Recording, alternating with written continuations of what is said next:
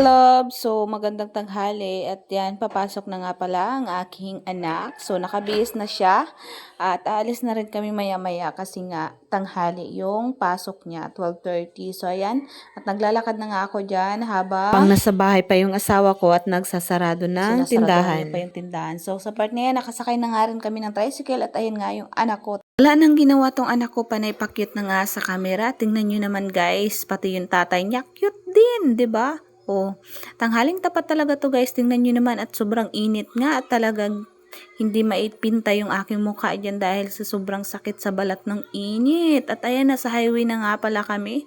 Tingnan nyo naman kung gaano kainit talaga sa araw na to. At nandito na rin kami sa school. Kala ko nga late na kami pero sa awa ng Diyos, hindi pa naman pala. Tingnan nyo naman tong anak ko. Sa halip sa daan tumingin sa mga bata nakatingin. So fast forward na nga tayo. Pagka uwi namin ay prepare ko na tong aking gagamitin magluto ng pansit bihon guys. So ayan, gagawin kong merienda yung pansit bihon.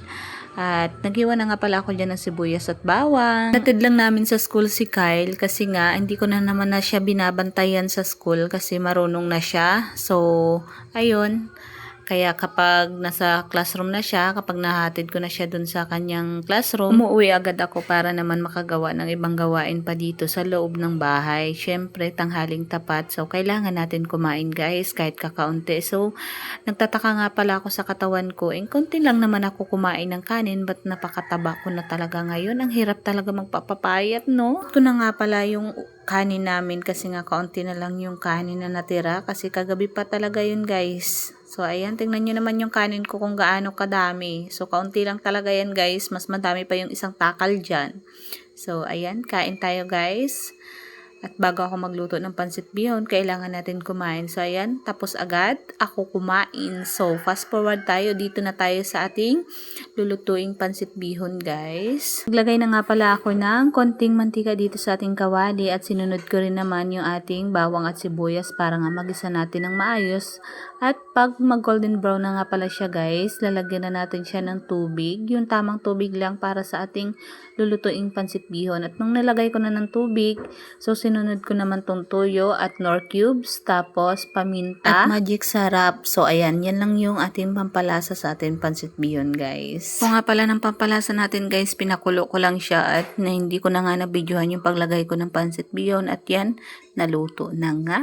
So ayan, for the merienda na tayo, the moment of truth, kung masarap nga ba.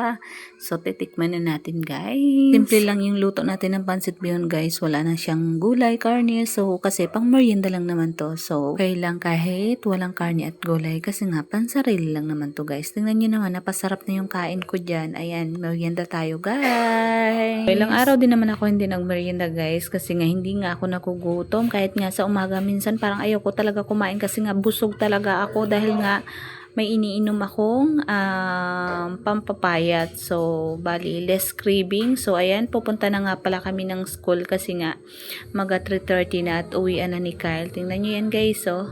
Ayan na siya, 'di ba?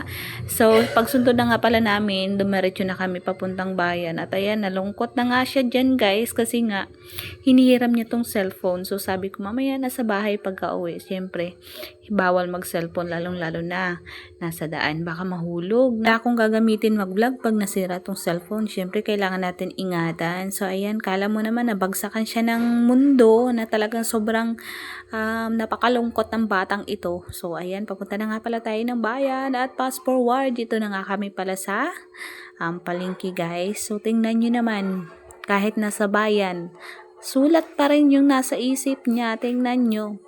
At nagtataka ako kung anong sinusulat niya pagtingin ko.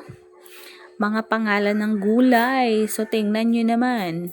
Kinder pa lang pero goods na. Talagang sobrang ganda niya na magsulat at ang galing. Maikwento ko nga pala sa inyo, tong anak ko hindi ko talaga to tinuruan kung paano magsulat or talagang hindi ko talaga siya striktong tinuruan magbasa, magbilang, magsulat. Talagang natuto siya mag-isa kasi ayaw niyang turuan siya magsulat, magbasa, magbilang. Gusto na siya lang. So ayan, sa part na nga pala yan, guys, madami na rin akong nagawa dyan na hindi ko na-videohan kasi nga nalimutan ko. So, ilalagay ko na nga pala dito sa platuhan namin ang nahugasan kong plato. At ayan, pasensya nyo na yung mukha ko talagang medyo pagod dahil nga nag-stock ako ng tubig na sandamukal na tubig.